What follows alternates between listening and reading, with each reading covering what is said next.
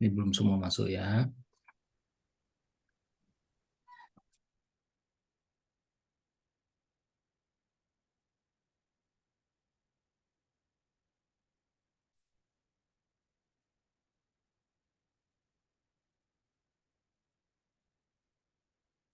Ya, eh, mulai yang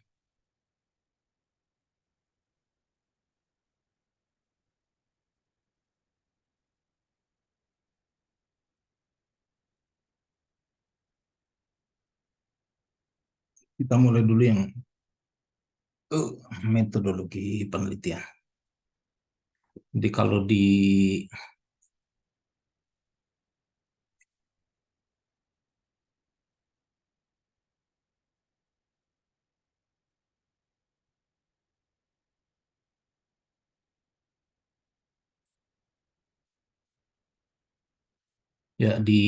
saya itu ada praktikum ya, kerangka penelitian, hipotesis, definisi operasional variabel.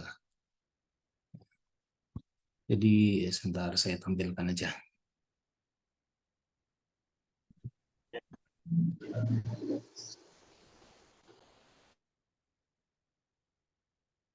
Ya, ini Bapak dan Ibu. Jadi ini Pak siapa kalau Medlit, si pennya? Saya Pak Puji, Pak. Nah, Pak Puji ini sudah Ya, WA Pak. berkali-kali. Udah tenang aja Pak, Insya Allah. Pokoknya ada ujian ulang gitu ya. Cuma nanti Ya, ya ya, Pak. ini. Tapi hebat loh kemarin tuh hasilnya. Hasilnya ada yang wah saya kaget sekali itu hasilnya bagus banget. Ada yang bagus sekali. Luar biasa itu. Eh, yang di UTS ya, ada yang dapat 100 ya. Saya kaget itu. Belum pernah ada mahasiswa yang dapat 100. Dan bukan satu dua orang, tapi ada berapa ya, lima orangan. Luar biasa ya. Tengah semester dapat 100. Walaupun ada yang dapat nol. Dapat nol itu nggak tahu persoalan-persoalan teknis atau memang jawabannya salah semua. Kalau saya buka, jawabannya salah semua. Bukan persoalan teknis. Ada juga yang masih nol. Jadi bentangannya itu dari 0 sampai angka 100. Ya. Ya kalau dirata-ratakan yang kalau angka 0, angka 100 itu diabaikan, ya Bapak Ibu udah dapat statistik nilai-nilai pencilan, nilai-nilai yang tidak normal, itu dalam analisis sering mengganggu atau tidak menggambarkan yang sesungguhnya dari sebuah kelompok data. Jadi seringnya diabaikan. Mungkin sedikit sedikit agak sulit dipahami. Gini, saya berikan gambaran. Ini kaitannya dengan hasil ujian ya. Nah, saya berikan gambaran gini, Bapak dan Ibu. Jadi kurva normal, ini.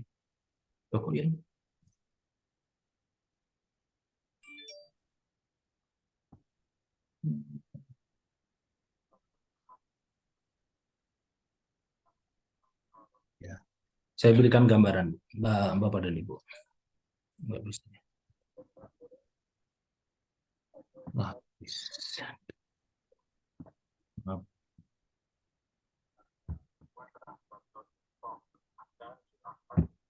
Jadi kalau kurva normal, Bapak Ibu eh, pernah lihat nggak kurva normal atau pernah pernah mendengar ya terkait dengan kurva normal?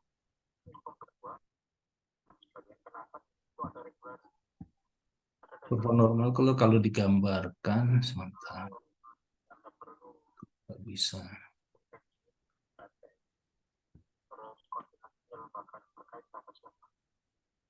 Ya. Jadi kalau kurva normal kalau digambarkan gini. Maaf ini harusnya garis lurus ya.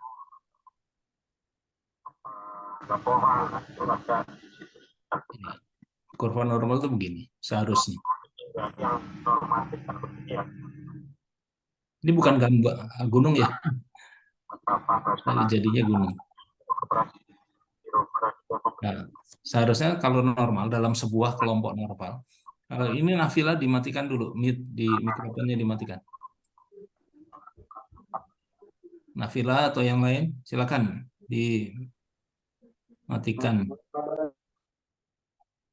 di mute. Ya, ini kurva normal tuh begini.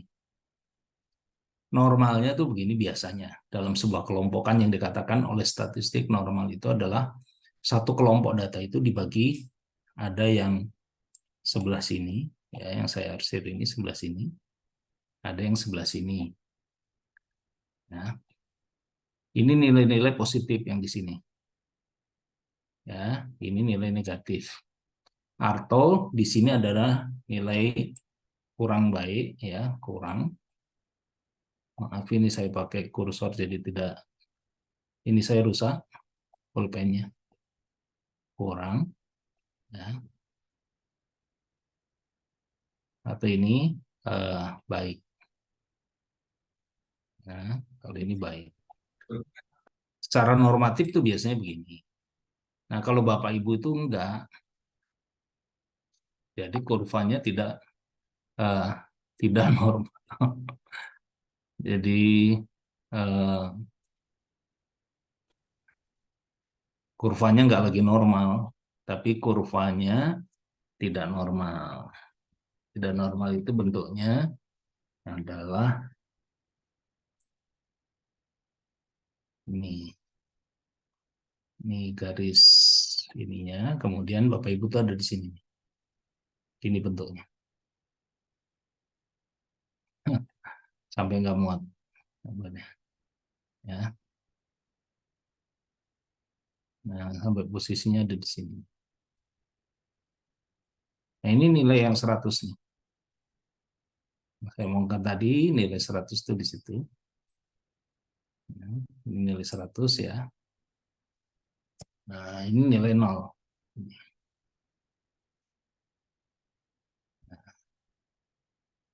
Jadi kalau ditarik garis, ini modusnya. Berarti sudah bisa membayangkan ya kalau umpamanya nilai modus. Ya Allah, susah. Kemudian ini nilai min. Ya. Nah, ini nilai median, ini nilai min. Nah, gitu. Jadi kalau dibayangkan ini 0 sampai 100, ya, paling banyak angkanya adalah di angka 40. Nilai Bapak Ibu itu rata-rata kalau di paling banyak kan 40-an. Nah, kalau dirata-ratakan itu sekitar 55. Nah, terus ini 60. Nah, untuk menganalisis ini ada anggap aja yang nilai 0, yang nilai 100 itu diabaikan aja. Ya, tapi itu hanya gambaran ya Bapak dan Ibu. Eh, Sesungguhnya nanti untuk memaksimalkan hasil nilai yang Bapak Ibu peroleh di ujian tengah semester nanti bisa diulang. Ya, yang penting Bapak Ibu berikutnya tuh yang ini. Ya. Ini Bapak Ibu kan sudah mulai proses bimbingan ya, skripsi. Jadi rancangan proposalnya ya rancangan skripsinya aja langsung ditampilkan. Jadi selain langsung diskusi dengan PA-nya masing-masing sebagai dosen pembimbing skripsinya, kemudian juga bisa didiskusikan pada pertemuan ini. Nah, kemarin yang saya sampaikan kepada si Pen, ya minimal pada saat pertemuan seperti ini, karena sudah tahapannya adalah di rancangan proposal, gitu ya. Ya, Bapak Ibu tuh sudah membuka atau memiliki rancangan proposal. Nah, kalau dengan saya itu kan pembahasan rancangan proposal adalah terkait dengan kerangka penelitian, hipotesis, dan definisi operasional variabel. Ya, kemudian nanti di akhir adalah rancangan proposal untuk pengolahan dan analisis data. Ini, jadi sebelum dibahas ini Bapak Ibu udah nyusun dulu. Lebih baik yang skripsinya itu aja yang Bapak Ibu punya itu dibahas di eh, setiap pertemuan ini. Ya, nanti tetap ada kuliah lagi, tapi eh, kuliahnya di akhir itu hanya tentang publikasi. Ya, Bapak Ibu juga mungkin sudah pernah dengar ya tentang Permendikbud yang baru nomor 53 tahun 2023 yang menyebutkan bahwa mahasiswa khususnya mahasiswa S1 itu tidak perlu ya, tidak harus, bukan tidak perlu ya, tidak harus menyusun skripsi sebagai bentuk tugas akhir. Tapi sampai saat ini kebijakan rektor belum ada terkait dengan hal tersebut, masih dalam proses penggodokan ya. Nanti alternatif alternatif tugas akhir itu bukan hanya skripsi, memang sedang disiapkan, tapi untuk saat ini belum diluncurkan, sehingga Bapak Ibu berpikir amannya ya sudah tetap nyusun uh, skripsi dulu.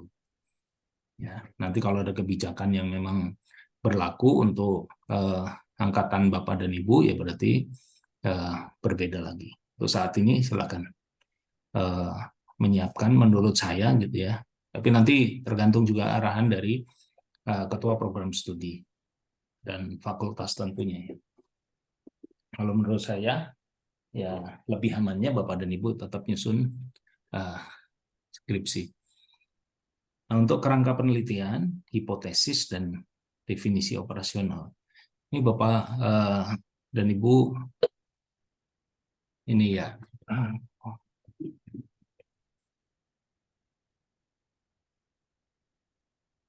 mudah-mudahan pulpen saya bisa angkat ini.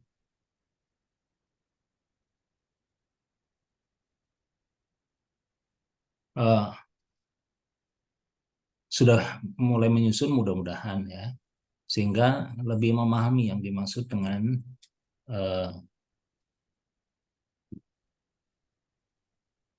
rancangan proposal tadi ya, khususnya kalau di saya adalah terkait dengan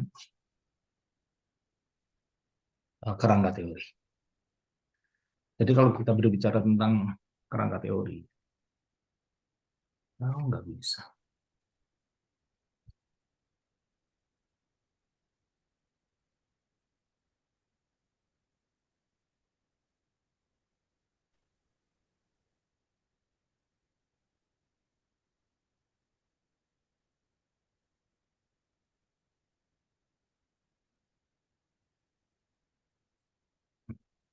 Bisanya pakai tangan. Oke. Jadi kalau kita berbicara tentang kerangka teori,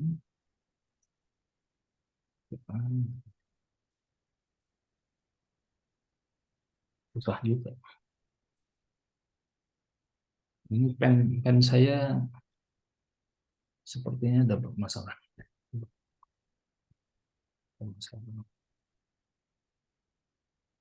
Sudah, Bapak Ibu, kerangka teori saya coba cari materi. Untuk saat ini tahapannya sampai di situ, ya, Bapak dan Ibu, yang tadi saya sampaikan. Jadi Bapak Ibu sudah merancang kerangka penelitian atau ya proposal penelitian sampai ke penelitian.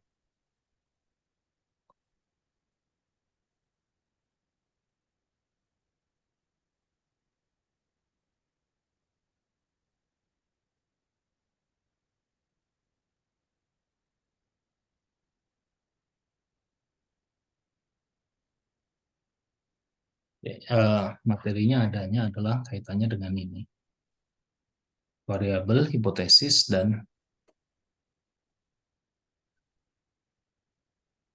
definisi operasional. Ya, jadi yang tiga tadi nanti untuk kerangka teori coba saya uh, cari dulu. Ya, variabel Bapak Ibu udah tahu ya.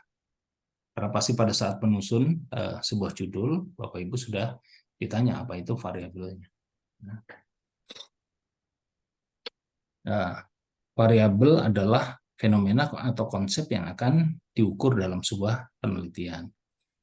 Karakteristik variabelnya spesifik dan jelas, sama hasil ukurnya harus bervariasi. Jadi yakinkan dulu nanti kalau menetapkan variabel pada saat diukur hasilnya bervariasi. Kalau hasil ukurnya sama semua berarti tidak, itu bukan variabel. Ya, spesifik dan jelas. Jadi variabel sudah dapat ditentukan pada saat peneliti menetapkan sebuah judul penelitian. Jenis variabel itu kan ada variabel bebas, ada variabel terikat, sama variabel perancu atau confounding.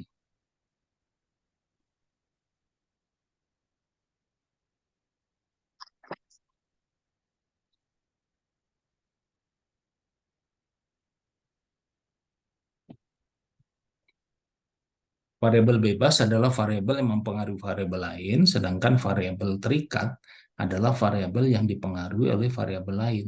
Sedangkan variabel perancu atau variabel pengganggu, atau juga disebut dengan confounding variabel, itu variabel yang tidak diukur dalam penelitian, tapi mempengaruhi variabel terikat. Contoh ini, kasus 1. Judul penelitian. Gambaran perilaku pencegahan COVID pada mahasiswa UNW contohnya. Ya.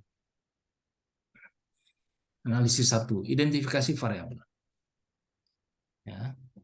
Jenis penelitiannya ya, kalau judul seperti ini sudah pasti jenis penelitian deskriptif ya. Jadi jenis penelitiannya adalah deskriptif, maka hanya ada satu variabel saja. Tidak ada variabel bebas, tidak ada variabel terikat atau variabel perancu. Variabelnya adalah perilaku pencegahan COVID. Itu. Nah ini spesifik, nggak boleh hanya perilaku pencegahan saja ya.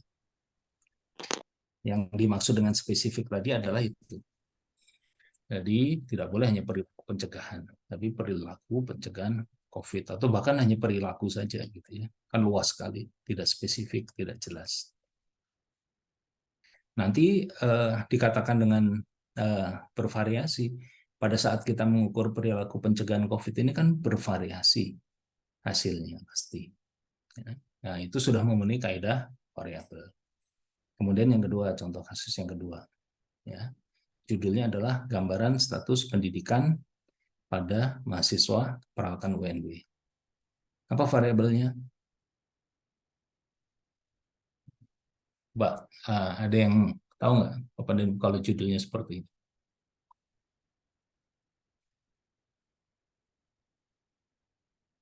Elviana Sumbagawi. Ada?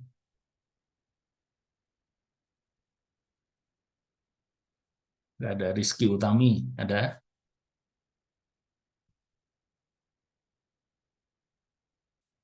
Ada semua ya udah. Oke, kasus yang kedua ini apa variabel? Melihat gambaran Status status pendidikan pendidikan. mahasiswa. Ya, ya Pak Reddy ini variabel bukan? Ya, kalau kasus yang kedua ini tidak variabel. Status pendidikan spesifik nggak Pak? Ini kan Maksudnya jelas. tingkat pendidikan, Pak? Maksudnya SD, SMP, SMA atau Ya, bagaimana? nah, ini kan gambaran status pendidikan. Kalau status pendidikan kan saat ini berarti ya. Ini sudah spesifik. Sudah status pendidikan adalah sesuatu yang spesifik. Tapi yang membuat ini bukan menjadi variabel kenapa?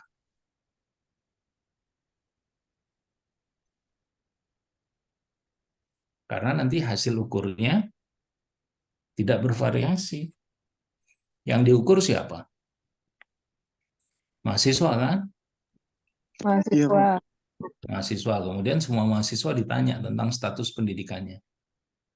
Ya pasti menjawabnya semuanya adalah mahasiswa. SMA, mahasiswa. Sehingga ini tidak bisa variabel. Ya, paham ya? Yang dimaksud variabel itu spesifik, kemudian hasil ukurnya juga bervariasi. Kasus yang ketiga.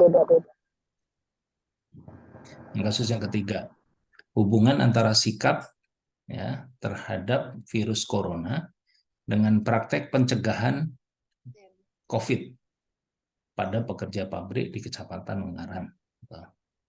Ya. Kalau ditanya Ini variabelnya apa? Ini sudah bisa nggak memenuhi kriteria variabel yang tadi? Sudah, Spesifik, Pak. beragam. Bisa. Sudah Sudah, ya? memenuhi. Pertama, sikap terhadap virus corona. Ini jelas sudah sangat spesifik ya. Sikap terhadap virus corona itu sudah sangat spesifik. Hasilnya gimana nanti? Pasti beda-beda ya. Sikapnya ada yang positif, ada yang negatif. Ya. Kemudian variabel terikatnya adalah praktik pencegahan penyebaran COVID. Ya, praktek pencegahan penyebaran COVID. Ya, ini jelas sangat spesifik dan hasilnya pasti berbeda-beda nanti. Ya. Nah, ini kasus mengidentifikasi variabel. Jadi kalau yang ketiga tadi, jenis penelitiannya adalah penelitian analitik. Jadi bisa diidentifikasi jenis variabelnya.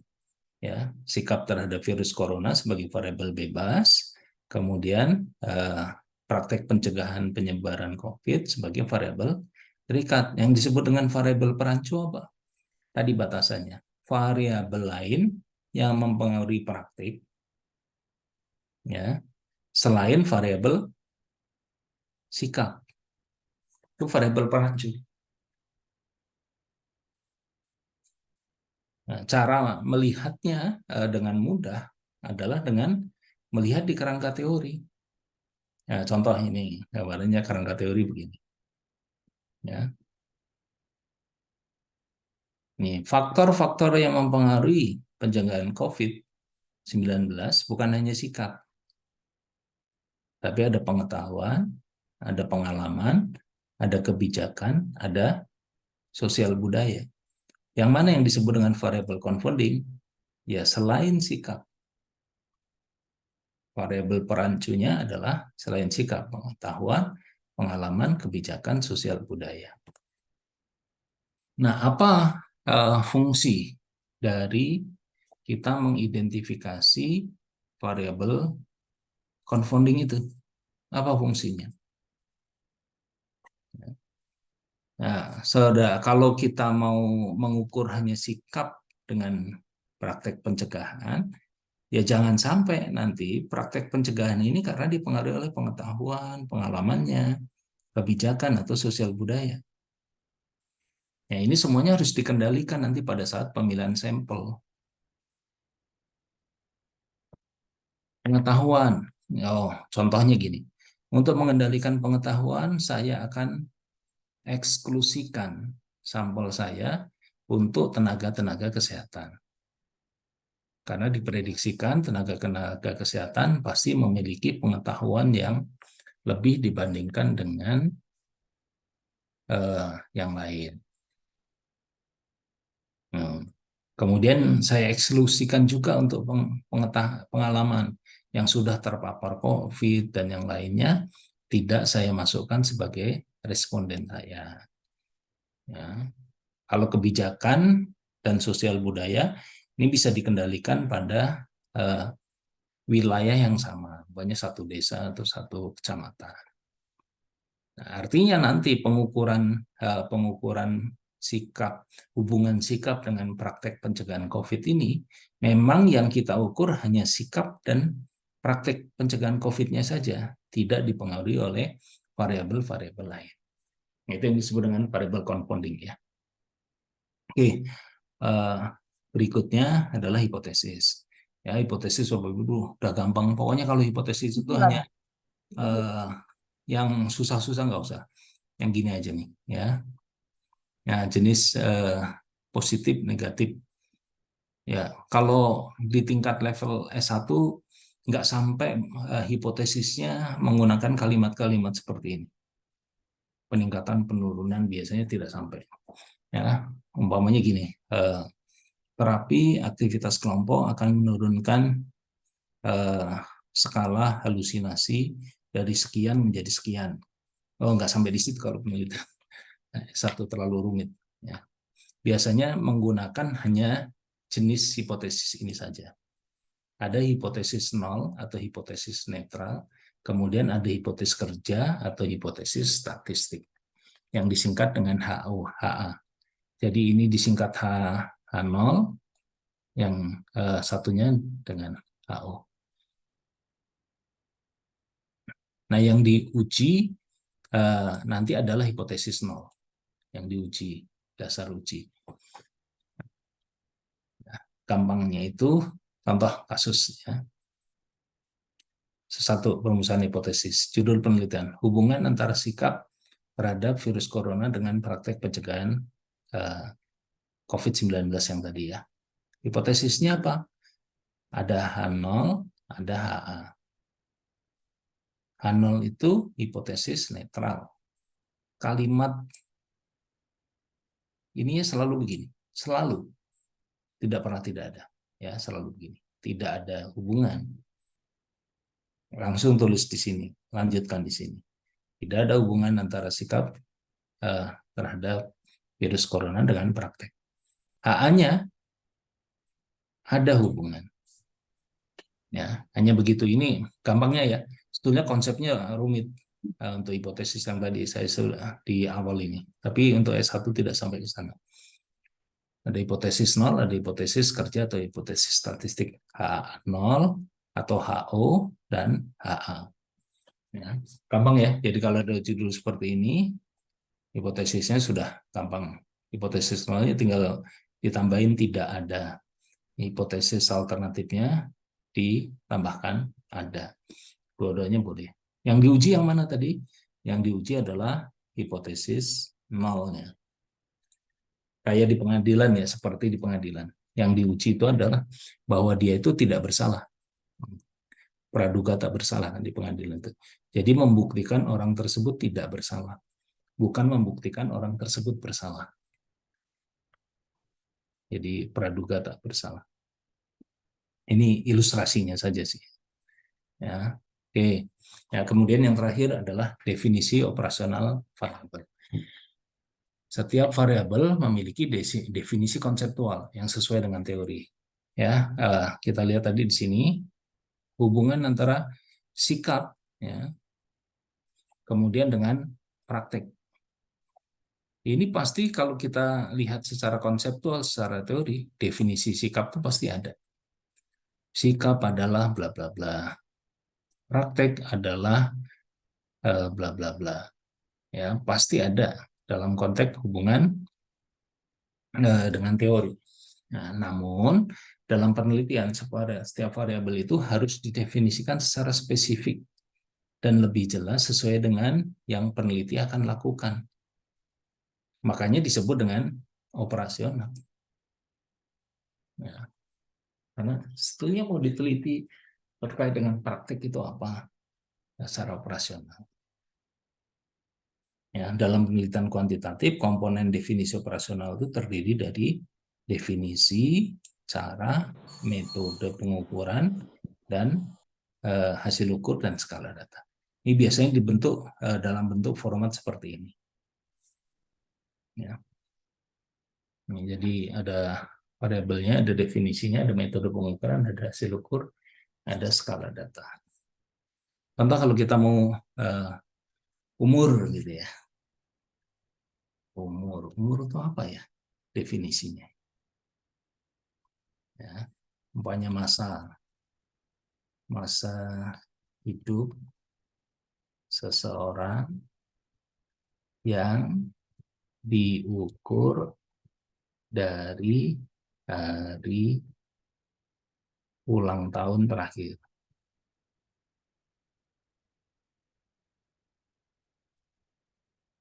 Contoh begini, Bu, kalau tinggal dua minggu gini, umur gimana ya? Memberikan ilustrasinya gitu. Ada seseorang ya saat ini sudah 40 tahun, ya, 40 tahun. Dia tinggal sebulan lagi tuh 41 tahun. Menurut Ibu atau menurut Bapak, umurnya tuh 40 atau 41 tahun? Ya, sekali lagi. 41 tahun. Kan bisa 40, ada yang ngomong 40, ada yang ngomong 41 kan? Ya. Ya itu karena tergantung pada definisi operasionalnya. Nah, kalau saya menggunakan definisi operasional yang tertulis seperti di sini, ya, ya. Nah, berarti dia masih umur 40. Walaupun sebetulnya tinggal 2 hari lagi dia 41. Tapi ulang tahun terakhirnya adalah 40. Karena Ya, belum, iya. yaitu tergantung semuanya nanti pada saat menetapkan adalah tergantung pada definisi operasional. Contoh yang lain, ya, status gizi. Ini sering nih dijadikan contoh karena memang unik. Definisi kalau definisi konseptual itu kan rumit ya, keseimbangan, ya, status gizi itu keseimbangan. Kalau secara konseptual nih ya, keseimbangan antara kebutuhan dan masukan nutrisi. Jadi kalau yang dikatakan status gizi itu kalau seimbang, ya, dia butuh kalori berapa, dia butuh protein berapa, dia butuh ini, kemudian sama dengan yang masuk, berarti status gizinya baik. Nanti hasil ukurnya di sini kan baik atau kurang, gitu ya, kurang atau lebih, ya. Entah begini. Nah, ini kalau kita pakai ini sulit sekali untuk mengukurnya. Ya. Ini sangat sulit sekali untuk diukur karena harus tahu setiap orang itu kebutuhannya berapa. Kemudian nanti diukur intake-nya berapa. Kan sangat sulit sekali. Hampir tidak mungkin ya itu dilakukan ya. Ya hampir nggak mungkin dilakukan. Saya belum pernah membaca sebuah analisis status gizi pada manusia ya dengan pendekatan keseimbangan antara kebutuhan dan masukan. Tapi kalau saya nulis status gizi adalah apa ya, perbandingan, bukan perbandingan, apa sih kalimatnya? Lupa saya. Perbandingan antara tinggi badan dan berat badan saja sudah, dengan menggunakan indeks massa tubuh WHO. Ya sudah, ini operasional saya. Jadi kalau nanti baik ya tinggal dilihat tinggi badannya berapa, berat badannya berapa. Jadi untuk mengukur status gizi dengan definisi operasional saya yang saya sebut di sini, ya akan mudah karena Bapak Ibu hanya akan mengukur tinggi badan dan berat badan. Coba bandingkan dengan definisi yang tadi, keseimbangan antara kebutuhan dan masukan. Yang akan diukur adalah berapa kebutuhannya. Setiap orang akan diukur. Ya, Sulit, Pak. ya sangat sulit. Makanya yang tadi saya katakan, definisi operasional itu yang memang diinginkan oleh peneliti. Gitu ya. Oke, kemudian untuk skala data kan sudah ingat semua, sudah dapat ya. Ada skala data nominal, ada skala data ordinal, ada rasio interval, sama rasio ya. Nah, kalau di status gizi dengan hasil ukurnya seperti ini, baik, kurang, ya mungkin lebihnya disendirikan. Seperti ini. Ini skala datanya apa? Ada yang tahu kah? Ordinal, Pak. Oke, good ya. Ya, ordinal ya. Iya. Ordinal kenapa? Ordinal, Pak Dominikus. Ordinal karena dia ada tingkatannya atau Ya, berurutan tingkatannya. ya ada tingkatan ya. Interval bisa nggak? Kenapa nggak interval, Pak?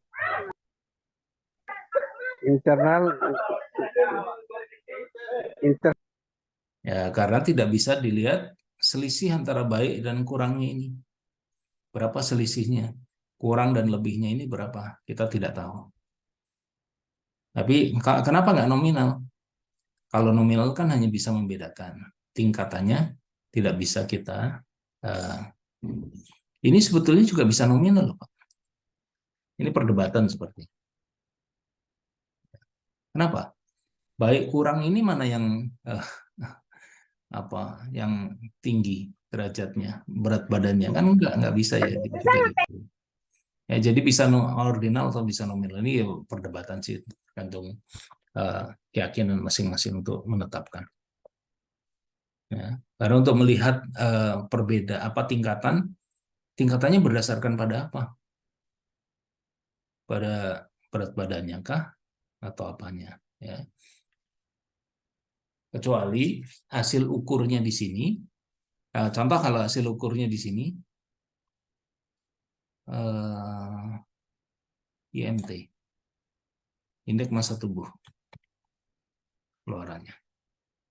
Ya, nah ini bisa jadi keluarannya di sini bisa rasio nanti, rasio atau interval jadinya. Nah ini makanya disebut dengan definisi operasional atau DO di sini, karena memang yang kita isi di sini ya ini semuanya tergantung yang peneliti inginkan. Gitu ya. Cukup sampai di sini dulu untuk statistik. Ada yang mau ditanyakan? Atau nanti ditanyakan silahkan di chat aja ya, ditulis di chat, nanti ambil proses berikutnya saya akan lihat di chatnya. Ya. Nah, skala data ini gambarannya untuk menentukan skala data, hanya melihat ada perbedaan atau tidak. Jelas kalau tadi variabel pasti harus berbeda antara hasil satu dengan hasil yang lain. Ya, jadi tidak ada variabel yang tidak berbeda. Ya, kalau hanya membedakan berarti dia nominal. Kalau dia bisa membedakan dan ada tingkatan berarti ordinal. Ya, kalau dia ada perbedaan, ada tingkatan, kemudian bisa dilihat selisih antara kelompokan tersebut, ya berarti interval. Contoh umur 8 tahun sama umur 10 tahun bisa dilihat selisihnya nggak? Bisa ya. Bisa. Itu 2 tahun ya. 2 tahun. Tapi kalau anak toddler sama anak prasekolah berapa selisihnya? Tidak tahu ya, karena kita Relatif. tidak tahu umurnya. Jadi tidak tahu. Makanya kalau umur pun bisa tergantung, bisa ordinal, bisa interval. Kalau kelompok umur berarti ordinal. Ya, tapi kalau umur dalam bentuk tahun, rasio dia. Nah itu ya untuk skala data. Oke, silakan yang bertanya ditulis di chat. Saya lanjut dulu ke materi yang lain ya. Nggak apa-apa ya. 3 materi sekaligus sulit di akhir tahun ini. Bagi aja padat sekali. Minggu besok jangan hubungin saya ya. Saya ada tugas dari Senin sampai hari Minggu ke Balikpapan, ke Bali. Ya jadi ya mungkin di sela-sela waktu sih saya bisa, cuman nggak bisa memastikan waktunya ada atau tidak kalau sudah di Nusa Tenggara. Oke, kita lanjutkan untuk materi berikutnya. Ya, untuk menambahkan, kalau untuk materi keselamatan pasien kan setelahnya sudah selesai Bapak Ibu. Saya katakan kemarin, kalau Bapak Ibu itu nggak usah dikasih lagi materi untuk keselamatan pasien, karena pasti sudah dapat sertifikat semua. Ya nggak sih? Bapak Ibu sudah dapat sertifikat semua nggak untuk keselamatan pasien? Pasti sudah dapat kan? Nah ini saya akan sampaikan analisis saya saja ya terkait dengan implementasi keselamatan pasien. Ini saya melakukan sebuah analisis.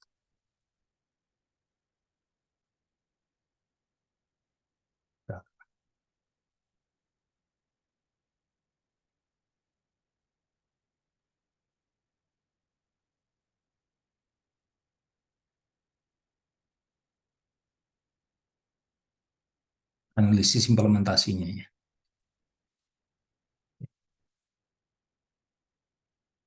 Ini sekedar wacana khususnya Bapak dan Ibu saja. Ini maaf dalam bentuk seperti ini mudah-mudahan masih tetap bisa terbaca. Kalau yang menggunakan laptop bisa kebaca ya. Kalau menggunakannya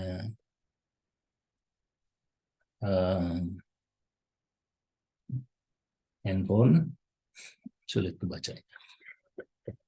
Ini implementasi ya, dasar kemarin kan sudah saya sampaikan bahwa dasar kebijakan kita dalam pelaksanaan keselamatan pasien adalah Permen nomor 11 tahun 2017 tentang keselamatan pasien.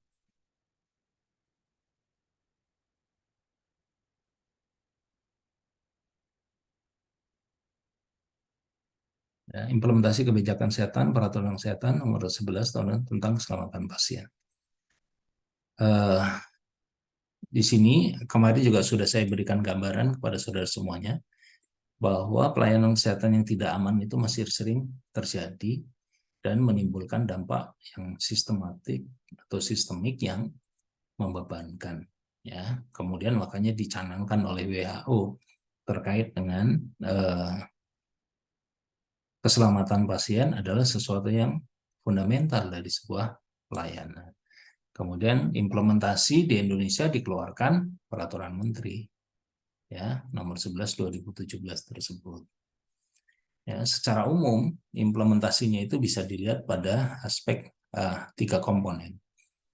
Ada pembentukan komite nasional, ya, ada penyelenggaraan keselamatan pasien di setiap layanan kesehatan, ya, ada penerapan standar keselamatan pasien, ada 7 langkah menuju keselamatan pasien dan sasaran keselamatan pasien. Kemudian 3 penanganan, investigasi, pelaporan insiden keselamatan pasien. Kemudian 4 pembinaan pengawasan terhadap kegiatan keselamatan pasien oleh menteri, pemerintah provinsi, dan pemerintah kabupaten kota. Ya. Nah, ini kan intinya kan itu. Nah, komite, Bapak Ibu nanti bisa menganalisis ya. Ini saya analisisnya berdasarkan pada jurnal-jurnal penelitian yang ada di Indonesia. Ini kalau komite sudah ada, bahkan yang terbaru komite juga sudah dibentuk di 2020. Tugasnya kan sebetulnya adalah mengembangkan sistem pelaporan salah satunya. Dan sampai sekarang sudah ada ya. Ya, karena sudah ada surat edaran dari Dirjen Pelayanan Kesehatan tentang penggunaan aplikasi laporan insiden keselamatan pasien, baik puskesmas, rumah sakit, laboratorium kesehatan maupun unit transfusi darah. Ini kan sudah ada ya. Bapak Ibu yang bekerja di puskesmas maupun rumah sakit mungkin sudah pernah mengenal sistem aplikasi laporan ini. Tapi yang menjadi catatan di sini adalah belum bisa diakses hasil laporannya. Belum bisa diakses hasil laporannya. Kemudian banyak ya memang belum saya tuliskan di sini.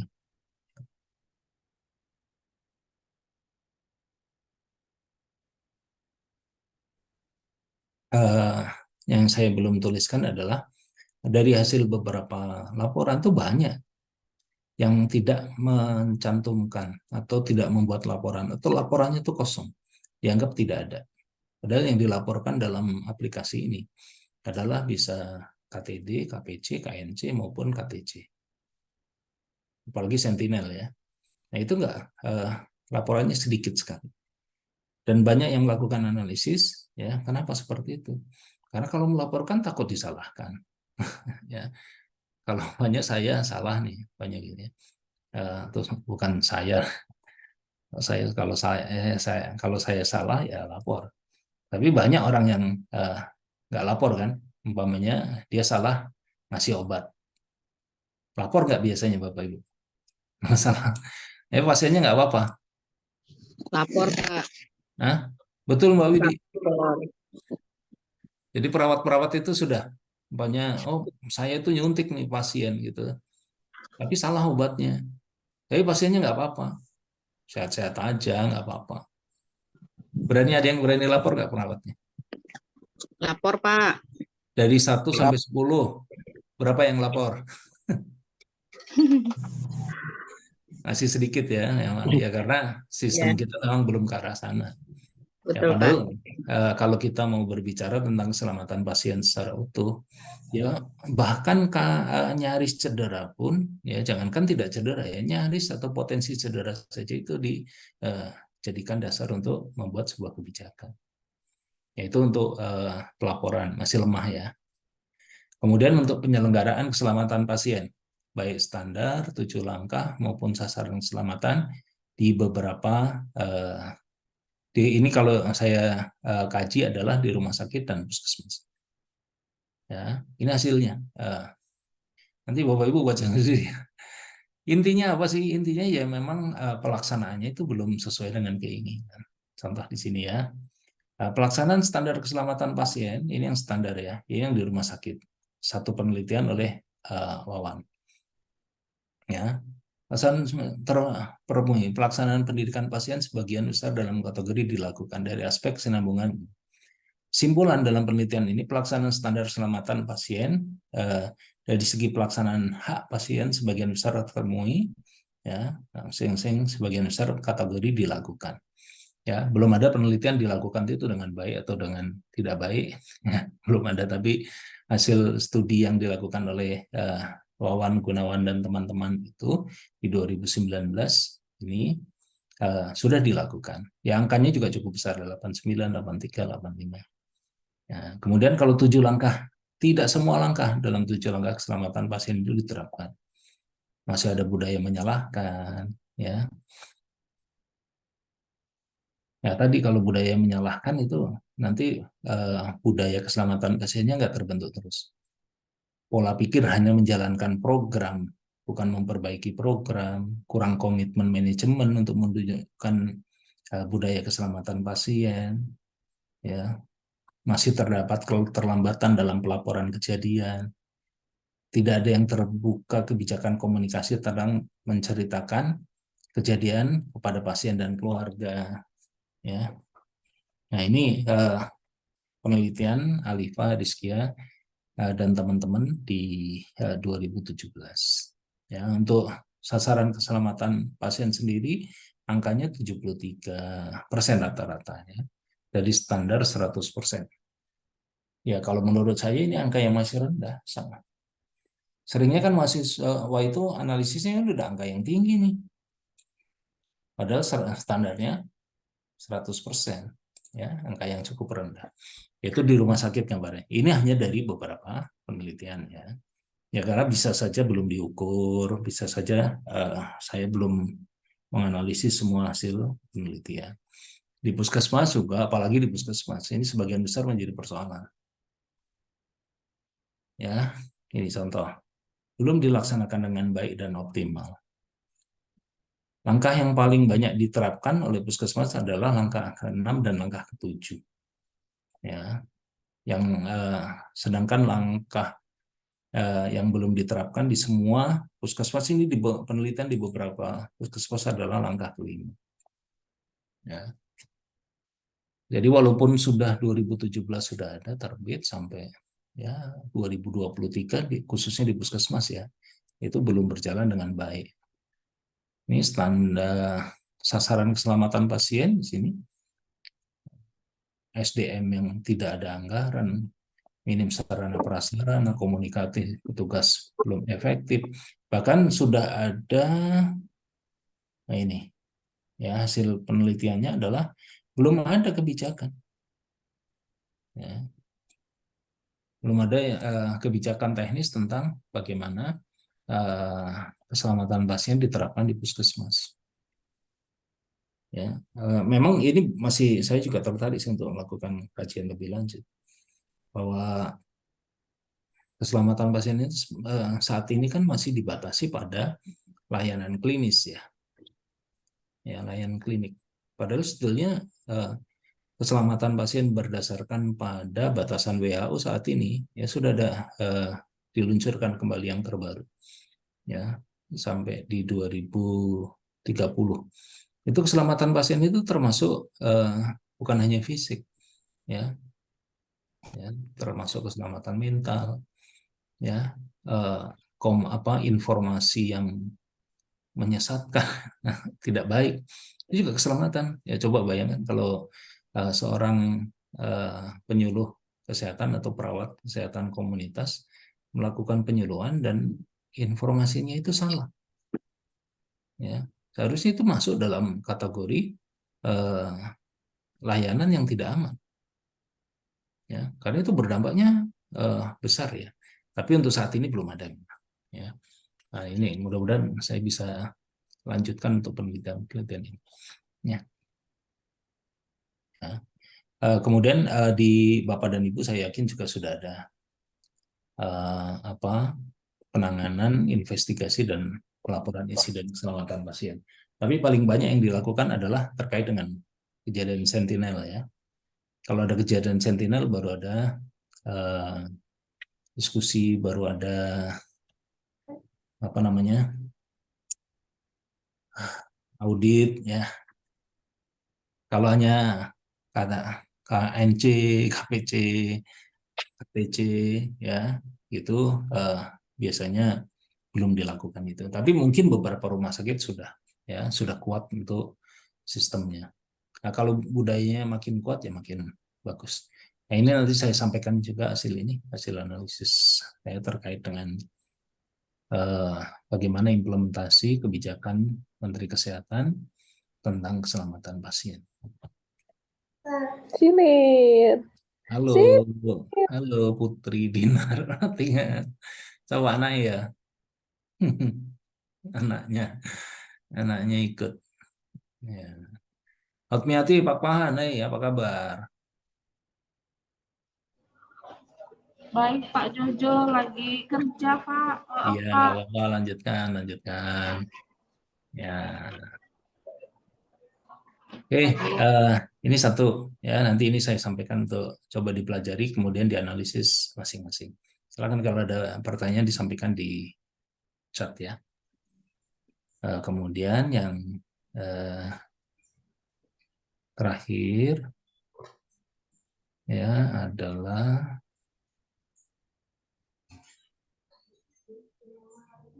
tentang falsafah. Falsafah itu untuk model konseptual ya. Kalau saya itu ada 2 sama implementasinya. Kita lihat satu persatu. Ini saya langsung buka sumber utamanya saja ya. Terkait dengan model Sister Kalistaroy dan model Betty Newman. Ya. Setelahnya Bapak Ibu kalau belajar model itu merasa ada ininya nggak sih? Apa ya? Ada bermanfaat. Saya ngomong begitu salah.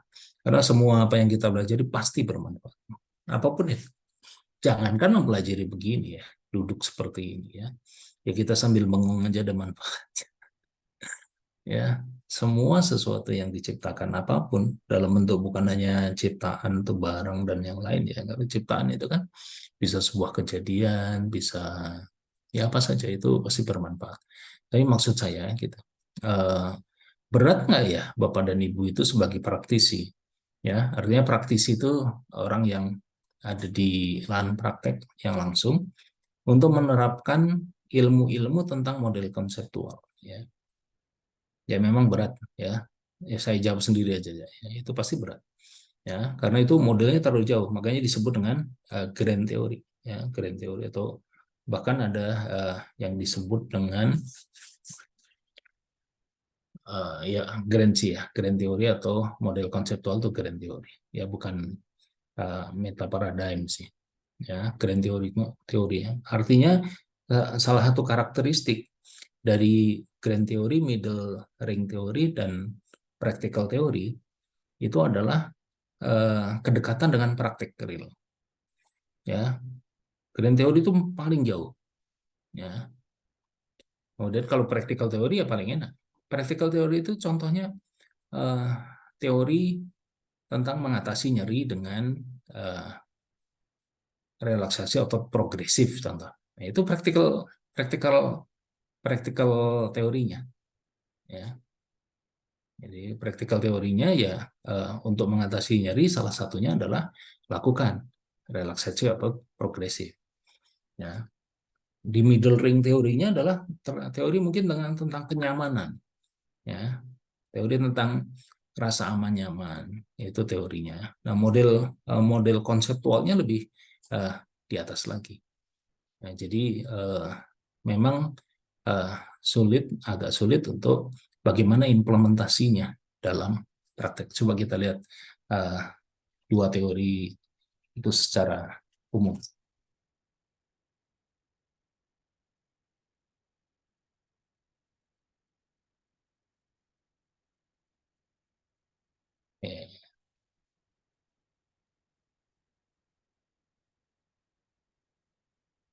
Kenal ibu ini?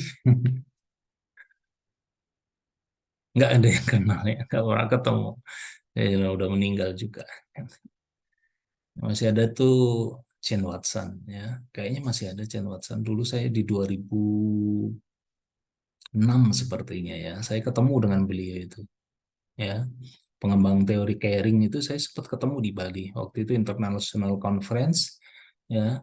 Chen Watson diundang sebagai pembicara utama, jadi saya sempat ketemu. Kalau dengan model-model lain nggak pernah ketemu ya. Sister Calista Roy ya, ini nanti saya kirim aja ya untuk mempelajari. Bapak Ibu bisa mempelajari teorinya Calista Roy. Ini ada yang sangat di Nurse Lab ya. Ininya Nurse Lab ya. Ini sangat mudah untuk mengidentifikasi karena dia sudah ada table of content-nya. Baik biografi ya, karir ya, kemudian sampai ke apa ya, karya-karya ilmiah yang sudah dibuat ya. Jadi kalau dilihat di sini ya, Calista Roy itu ya, kita klik di sini ya, akan muncul di sini ya, adaptasi. Asumsi-asumsi saintifiknya juga banyak di sini ya. Salah satunya ada sebuah energi ya yang lebih tinggi levelnya ya pada pengelolaan organisasi mandiri oleh seseorang ya.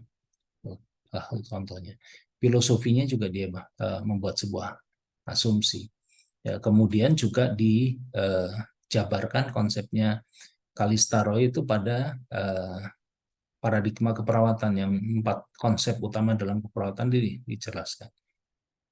Manusia, contoh dikatakan di sini oleh Roy, human system have thinking and feeling capacities, roots in consciousness and meaning, by which they adjust effectively to change in the environment and in turn affect the environment. Artinya sistem manusia itu ya, memiliki konsep dia dipengaruhi ya, dipengaruhi dan mempengaruhi ya. Dipengaruhi dan mempengaruhi lingkungan. Jadi sistem manusia, sistem adaptasi manusia ya, itu dipengaruhi oleh lingkungan dan mempengaruhi lingkungan. Ya, lingkungan didefinisikan sendiri ya, kesehatan didefinisikan sebagai tersendiri ya. Sebentar saya ini yang jadi digambarkan akhirnya ya, adaptasi Roy ini digambarkan dalam 4 tahapan yang begini ya. Ada stimulus, jadi ini digambarkan human systemnya. Ini nggak bisa saya kecilkan. Sorry. Nanti saya kirim aja ya kepada Ibu. Nah, jadi ini adalah human system. Human system itu coba intinya kalau menurut Roy ya, di sini nih ya. Manusia itu adalah sebuah sistem adaptasi. Ya. Sistem adaptasi. Ya. Kemudian tadi bisa dipengaruhi oleh lingkungan. Jadi yang sekitar sini adalah lingkungan. Ini berarti kalau stimulus masuk, berarti lingkungan yang mempengaruhi individu. Sistem yang ada di individu atau sistem adaptasi yang ada di individu. Hasil adaptasi tersebut memunculkan perilaku yang perilaku tersebut mempengaruhi lingkungan. Nah, itu pola berpikirnya kan begitu. Ya. Nah, sistem adaptasi yang ada di Roy ini kan terdiri dari komponen coping proses ya. Coping proses itu dipengaruhi oleh aspek fisiologis dan fisik ya, fisik dan fisiologis, ada self concept, kemudian ada fungsi peran sama kemandirian interdependen ya, saling ketergantungan antara yang lain ya. Nah, ini konsep-konsep ini yang dilihat oleh Roy menjadi sesuatu yang perlu diperhatikan dalam memberikan asuhan keperawatan. Ya, adaptasinya itu sebetulnya kalau kita baca ya ini kan dijabarkan secara detail gitu ya oleh Roy ya tentang model ini ya self concept, role function, independence mode ya ini sudah dijabarkan, termasuk diberikan gambaran bagaimana di setiap tahapan proses keperawatan ya, tahapan setiap proses keperawatan. Di sini contohnya di tahap pengkajian ya, di sini tahap pengkajian, assess the behavior manifest from the four adaptive mode. Yang 4 adaptasi tadi adalah yang ini ya, yang ini fisik dan fisiologis, kemudian self concept, kemudian fungsi peran sama interdependence ya. Kemudian assess the stimuli, kategoris as vokal, kontekstual atau residual. Di sini juga sudah dijabarkan ya di atasnya sini ya, stimuli tersebut. Ya, kemudian buat statement diagnosis keperawatan untuk sebuah adaptasi person yang dilakukan oleh seseorang, ada di tahap apa dia sudah melakukan adaptasi, kemudian set goal untuk mempromosi ya, meningkatkan, promote itu meningkatkan kemampuan adaptasi seseorang, kemudian implementasi dan evaluasi. Jadi berdasarkan konsepnya si Roy ya, itu ada 6 proses keperawatan. Keluarnya begini ya.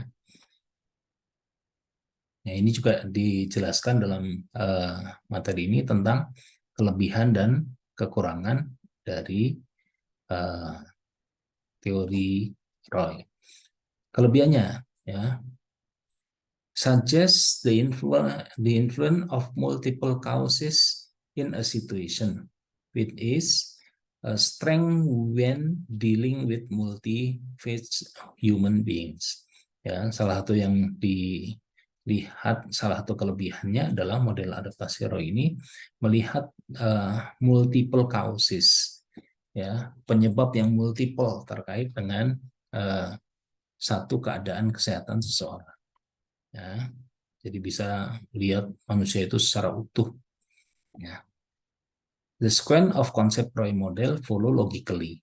Ya, tahapan-tahapan, ya, tahapan-tahapan yang ini, ya jelas sih semuanya logically. Tapi ini paling mudah untuk dilihat kan, gitu ya. Dari mulai stimulus, ada sebuah proses yang terjadi dalam diri manusia, ya coping proses, kemudian muncul sebuah perilaku.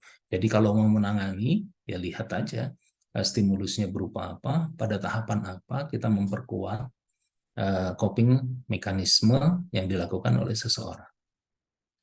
Ya, nah itu yang dikatakan di sini, ya, memiliki follows logically, ya, bisa diikuti secara logis.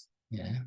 Kemudian konsep Roy model are stated in relatively simple term, ya, bahasa-bahasanya mudah dibaca, mudah dicerna.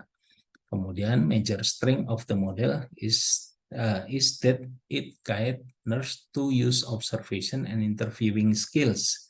Ya. untuk melakukan assessment each person concept role model applicable with many practice setting of nursing. Ya, bisa diaplikasikan. Ini salah satu kelebihan dari model Roy dengan pendekatan adaptasi tadi itu bisa dipergunakan dalam berbagai macam setting pelayanan keperawatan. Kelemahannya adalah in taking application of the model require significant input time and effort. Jadi untuk membicarakan atau gini, menjalankan proses keperawatan membutuhkan waktu dan effort yang cukup signifikan. Ya karena memang komprehensif ya dinilainya. Ya kemudian role model has many element, system structure and multiple concept. Ya, ini salah satu kelemahannya. Dia komprehensif tapi banyak elemennya, banyak sistem, banyak struktur, banyak konsep yang perlu dipelajari. Oke, itu untuk Roy ya. Oke, ini sudah ada 8 chart, saya baca dulu.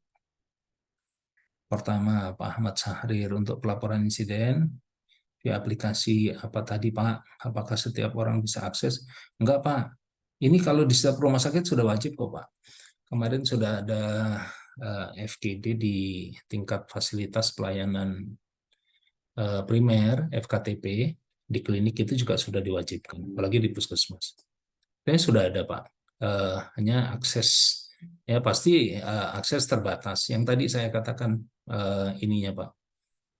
Saya mencoba untuk mendapatkan hasil, mendapatkan laporan dari pelaporan itu ternyata belum bisa. Saya sendiri juga tidak bisa melakukan akses. Artinya saya sebagai masyarakat umum ya, saya coba masuk ke webnya, tentunya web komite ya, ini kan yang membuat komite. Web komite dan yang lain tidak bisa diakses. Tapi setiap rumah sakit, setiap pelayanan kesehatan khususnya tadi yang disebutkan ada 4 ya, rumah sakit, puskesmas, layanan laboratorium, sama transfusi, yaitu wajib menyampaikan pelaporan. Ya. Sambil nanti kita cari bersama Pak Syahrir ya akses kita untuk mendapatkan hasil lapor. Kalau saya ya, kalau saya kan kebutuhannya adalah hasilnya seperti apa, harusnya dipublikasikan. Apapun hasilnya ya, harusnya dipublikasikan. Sehingga bisa tahu kejadian keselamatan pasien itu seperti apa. Tapi saya belum dapat Pak, harusnya saya juga belum dapat. Ya, itu Pak Syahrir. Kemudian dari Widi, untuk insiden keselamatan seperti yang disampaikan tadi, kami perawat sudah melaporkan hal tersebut. Lagi-lagi pihak manajemen kok menanyakan, kok itu lagi orangnya, terus dievaluasi. Kami melaporkan kejadian jadi takut Pak. Ya betul tadi salah satu laporan dari hasil studi kan sudah menyatakan bahwa biasanya sikap manajemen itu sering menyalahkan. Ya. Bukan hanya manajemen ya, orang-orang lain itu masih sikap saling menyalahkan itu terjadi. Jadi bukan belajar, kan kalau dalam konsep sistem keselamatan pasien yang terpenting adalah belajar dari sebuah kejadian. Ya memang kalau nanti ada hal aspek hukum maupun aspek etik yang yang memang harus dijalankan pada kejadian keselamatan pasien itu berbeda. Tapi kalau di konsep sistem keselamatan pasien itu adalah belajar dari apa yang sudah terjadi. Jadi memang akhirnya muncul kalau saling salah menyalahkan itu ya, ngapain lapor, orang saya niatnya bagus untuk melaporkan kejadian untuk dipelajari malah disalahkan. Kemudian kan orang yang memiliki kesadaran tadi yang disampaikan oleh Widi, orang yang memiliki kesadaran kan orang itu aja, sehingga loh kok dia lagi ya karena dia yang melaporkan, yang lainnya belum mau. Ya, itu memang jadi PR Ibu ya. PR semuanya karena takut jadinya, orang lain jadi takut. Yang melaporkan awalnya semangat gitu karena disalahkan, malah mungkin menjadi sebuah pretenden yang kurang baik, jadi malah malas lagi untuk membuat laporan ya. Memang itu fenomenanya. Ya, untuk membuat definisi operasional dalam penelitian, apakah membuat batasan pengertian sendiri Eh, ya, nggak boleh ya Bu ya. Membuat batasan pengertian sendiri itu tidak boleh. Semuanya harus berdasarkan teori. Dari teori-teori yang ada, kita pilih mana yang mau kita pakai. Gitu ya. Tidak boleh hanya berdasarkan pada batasan sendiri. Jadi tetap teorinya kan banyak. Contoh tadi, kalau kita bicara tentang status gizi, teorinya itu banyak sekali. Nah, yang mau kita pakai yang mana? Gitu. Dari teori-teori tersebut. Ya, baik. Nah, Terima kasih, Pak. ya, kemudian izin pertama kapan UTS ulang ya Allah. Ya, kemarin yang terkendala sinyal ya. Pasti saya ulang. Kalau perlu ujian berkali-kali nggak apa-apa. Yang nanti Bapak Ibu lulus bisa dapat nilai baik. Ya. Kemudian izin pertama Pak, apa setiap penelitian harus 2 variabel, 1 variabel boleh. Ya, 5 variabel, 6 variabel boleh kalau nggak mau lulus. Jangan banyak-banyak ya. 1, 2 aja. 1 boleh Bu. Ya contoh tadi gambaran perilaku pencegahan, banyak gambaran perilaku pencegahan apa sekarang yang sedang tren ya. Monkey fever. Ya. Ya boleh itu kan 1 aja. Boleh. Itu gambaran gitu. Biasanya gambaran kalau ini baik penelitian kualitatif maupun penelitian kuantitatif. Baik, Pak. Terima kasih, Pak. Ya. Nah, ini untuk mata kuliah falsafah. Tadi sudah ada gambaran Bu dalam praktek ya. Jadi sudah saya berikan gambaran untuk UTS. Oke, saya nanti jadwalkan. Ya. UTS-nya kalau untuk falsafah ya yang teori nggak mungkin pilihan ganda kalau falsafah itu. Karena banyaknya adalah tadi pemikiran filsafat, pemikiran falsafah. Ya saya ngelihatnya tuh gini, Bapak dan Ibu kalau punya pemikiran falsafah itu, Bapak Ibu harus menjamin bahwa pemikiran jenengan itu betul dari sudut pandang mahasiswa. Itu yang terpenting kalau pemikiran falsafah, filsafat ya. Jadi pasti esai, ujian UTS-nya. Admi ya sambil kuliah sambil kerja nggak apa-apa. Admi salam saya untuk teman-teman sudah disampaikan belum? Kok nggak ada yang kontak-kontak saya? Nggak bercanda ya Bapak Ibu ya. Oke. Izin bertanya di materi pertama ada tulisan hubungan, ada pengaruh, mau dijelaskan pertimbangan penggunaan. Oke. Biasanya kalimat yang dipakai itu hubungan, pengaruh, perbedaan ya. Biasanya paling banyak di situ. Hubungan antara A, B, perbedaan antara ini, ya, kemudian pengaruh. Biasanya gini Pak, membedakannya. Kalau pengaruh itu cenderung orangnya itu adalah pasti penelitian eksperimentasi. Jadi kalau saya ya, walaupun belum tentu ya, karena orang itu eh, apa ya membuat pilihan itu bisa berbeda-beda. Tapi kecenderungannya ya Pak, kecenderungan secara umum. Kalau kita membaca pengaruh antara A dan B, ini penelitiannya pasti penelitian intervensi. Ya, gitu. Kemudian kalau penelitian karena gini, nggak mungkin hubungan antara A dan B kemudian dia sampai intervensi gitu nggak. Ya, kalau hanya hubungan, hubungan itu kan hanya sekedar hanya melihat hubungan saja atau mau melihat hubungan sejauh mana, ya itu bisa dilakukan dengan penelitian observasional maupun penelitian intervensi. Ya enggak, intervensi enggak, biasanya pengaruh kalau intervensi. Ya, ya 2 itu ya, hubungan pengaruh. Jadi pengaruh itu biasanya ada intervensi. Kalau hubungan tidak. Kalau perbedaan itu bisa dua-duanya, ya observasional. Hanya melihat perbedaan. Contohnya perbedaan kemampuan menyusui ibu hamil setelah diberikan pendidikan kesehatan dengan metode pemberian video, contohnya. Itu sebelum diukur, sesudah diukur, kemudian dilihat perbedaannya ada beda atau tidak. Ya, banyak juga yang menyebutkan itu hubungan. Ya, itu tapi secara umum hubungan dan pengaruh itu dilihat pada desainnya.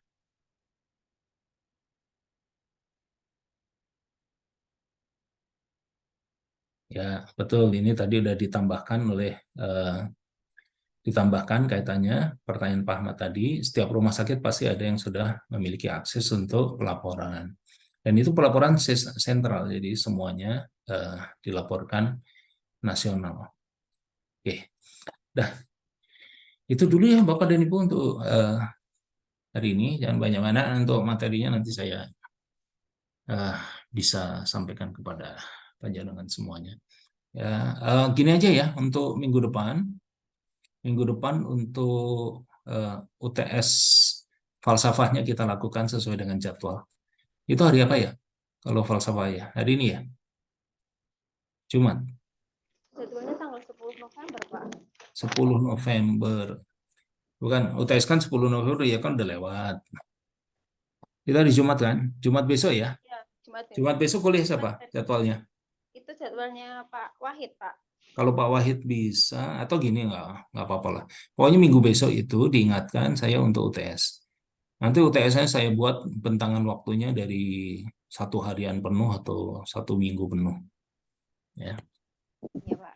ya diingatkan ya untuk UTS-nya. Minggu depan Pak Wahid di kontak untuk masuk. Oke, itu dulu Bapak dan Ibu. Minta tolong, aduh ini harus di absen Kak. Tahu Maaf saya? Pak, tanya. Ya, Ibu Rasani, pripun? Untuk UTS-nya berarti karena ini falsafah ISE ya Pak penjabaran. Ya, Isai Bu. Iya, Ya, iya. iya, Pak. Itu aja Ya. Pak. Makasih ya Yang Pak. enak Bapak dan Ibu ngerti. Iya Pak. Saya yang Tapi lumayan ngoreksinya nanti, yang Pak. luar biasa. Ya. Lumayan panjang nanti ceritanya Pak. Panjang. Oh enggak, mau saya batasi Oh yang enggak Pak. susah gitu ya. Hanya perboleh 100 kata gitu. Karena nanti bacanya repot sekali Bu, kalau sampai 5 halaman, 6 halaman itu sulit sekali. Ya nanti dibatasi Bu ya. Iya Pak, makasih. Iya, ya. Ini kalau untuk kehadiran gimana sih? Ini masih ada yang ini ikut semua ya? Ikut Oh, semua ini Pak kegiatannya ikut Pak. semua ya. Maksudnya tidak ada yang mundur kan ya? Tidak ada yang mundur sebagai mahasiswa gitu. Yang sudah mundur sudah Tidak ada, keluar. tidak ada. Pak. Yang mundur siapa ya? Ada nggak? Ada Pak. Nah, minta tolong si Pen nanti dikirimkan ke saya namanya ya. Iya, Pak. GG matur suwun. Pak Moko Ya, mohon ya, maaf izin ya. apa dah? Ya. Ini untuk yang kelas reguler belum pernah diabsen di Siakat. Oh iya. Oh, Iya, Pak. aduh kelupaan kalian itu ya. Iya, Pak. Ya udah, oke, nanti bisa ditulis. Pak. Nah, ya, ya, oke. Karena nanti harus ditulis minggu depan itu kalau mau ujian harus nulis dulu di zakat ya. Ya, oke ya, makasih Indah diingatkan. Oke, ya, terima kasih ya semuanya ya. Saya kiri, assalamualaikum warahmatullahi wabarakatuh. Waalaikumsalam warahmatullahi wabarakatuh. Waalaikumsalam warahmatullahi warahmatullahi wabarakatuh. Izin live Selamat saya. sore, terima kasih Pak. Sama-sama.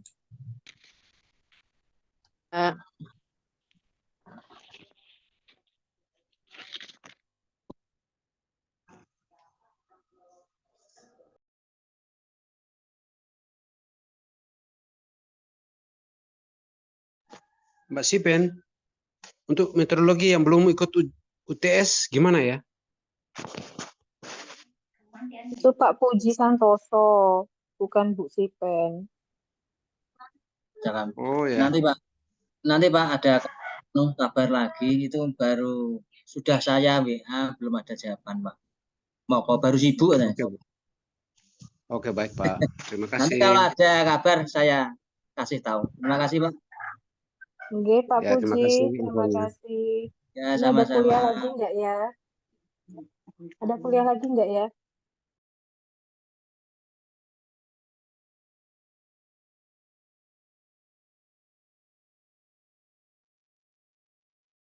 Bella, ada kuliah lagi nggak Bella?